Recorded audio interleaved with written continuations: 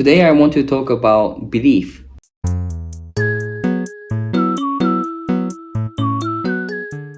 So the word belief in linguistics or language learning, second language acquisition or language learning means the ideas or impressions or thoughts that the individual, each person has towards a certain target language or language learning itself.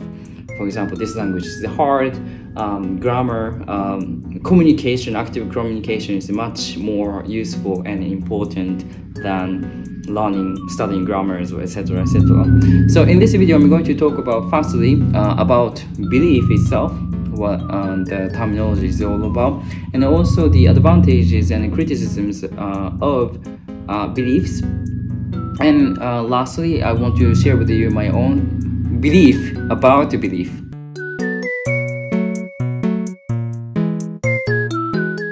So the terminology, this word belief, is coined by an American linguist, Horwitz, a long time ago. But its belief is technically some kind of impression or thoughts or attitude towards the target language that the person is learning or studying, or language learning in general. For example, let's say, for example, you are learning Japanese, and what you think of Japanese, is it difficult? Is it easy? Etc., etc. Or for example, when you are learning a language, what approach do you prefer? Learning the grammar more, or just using the language through communication, etc., etc. This kind of thing. And since the belief was coined and created by an American linguist, so the first belief was all about the English education, English acquisition, English learning. But after that, the belief, this terminology was spread all over the world, and there is a lot other versions of belief about Japanese students learning English, or Spanish speaking students learning English, or Japanese students learning Chinese, and what they think of Chinese and learning Chinese, and etc., Mandarin, etc., etc. There are lots of variables as well, and it's very, I would say, useful to use the belief, research, to kind of figure out what kind of belief each person has, and it's also a good topic to do the research about. And when you talk about belief, there's also one word which is called bali, beliefs about language learning inventory. So this is some kind of questionnaire or ankete questionnaire that consists of around more than 20 questions, and in answering the question, for example, you think that Japanese is hard, and you very much disagree, so or agree and very much agree with that or something. There are like more than 20 questions that you need to answer in order to know the beliefs that you have. So beliefs and bali are kind of a set. Belief itself, what you are thinking of towards the language and language learning itself, and also bali, some kind of a questionnaire to figure out what kind of belief you have.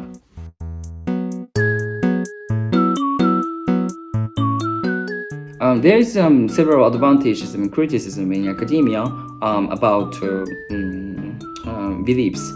For example, if you are a language teacher, let's say I'm a Japanese language teacher, using belief, knowing beliefs of each student that you are teaching is very useful in order to kind of design your classes. For example, if you knew that most of your students prefer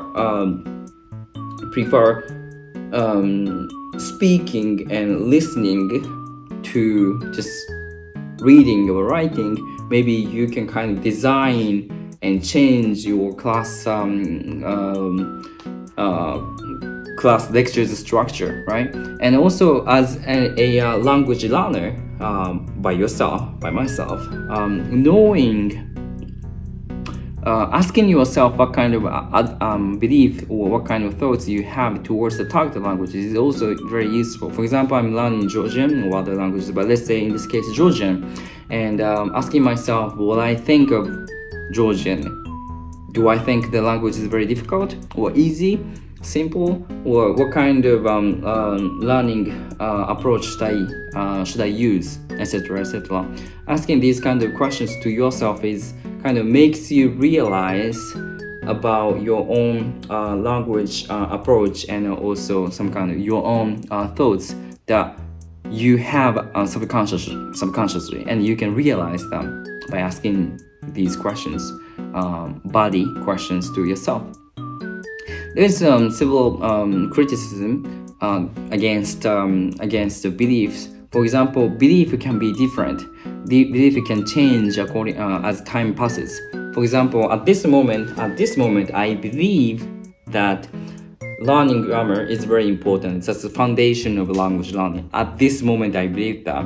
But 10 years ago, when I was just a student in junior high school, learning grammar is like nonsense. I really didn't like it. So like people, like we grow up, our mind also changes, right? And belief, so does our belief itself. So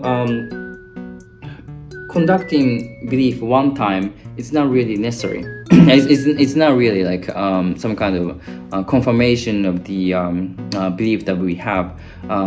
Consistently, our mind changes, so does belief.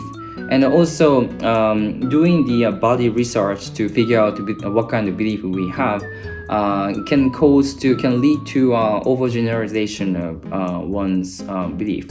It only has like 20 questionnaires, and it's like around 20 questions. Depending on the belief and the language, it can be arranged and changed. I mean, the amount of questions and stuff, but still, it's kind of too early to say that one has this kind of belief, blah blah blah, only because he or she answered 20 questions from body about belief.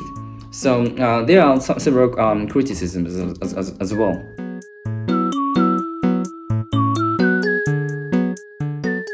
But as far as I'm concerned, as a teacher, Japanese language teacher, for example, using body questionnaire to figure out what kind of belief my students has, it's very positive. I mean, knowing what kind of belief and what kind of impressions my students has towards language learning and Japanese language learning, I can kind of adjust my language classes structure, design, and some kind of the way of I teach. If they prefer one direct communication, like just teaching grammar and stuff, I can kind of adjust to that. If they prefer like communication and conversation and active conversation and stuff, I can kind of redesign my classes during the semester, right? And also as a language learner by myself, it's very doing the body research and knowing my own belief is very good, that it kind of gives me a good opportunity to realize what kind of impressions or what kind of thoughts I have towards the language that I'm learning, and which without doing body research of a belief, I wouldn't be able to notice or realize. So I believe that despite of several criticisms, I believe that using the belief is quite meaningful, I would say. And the reason I picked up this terminology in this video is that I actually wrote my graduation thesis when I was a university student back in Japan.